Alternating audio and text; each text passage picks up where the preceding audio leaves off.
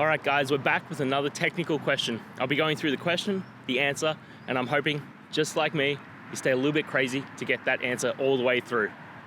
Guys, let's get started.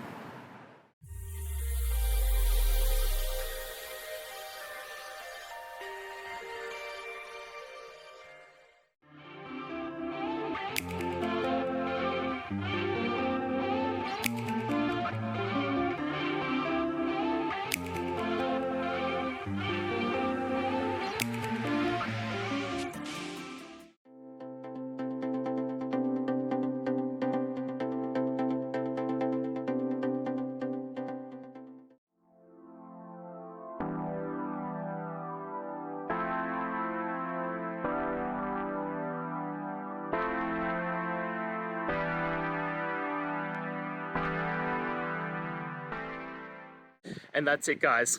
I hope we've gone through the question and found that solution you're looking for. And look, if we did, please hit subscribe. I'd really appreciate it.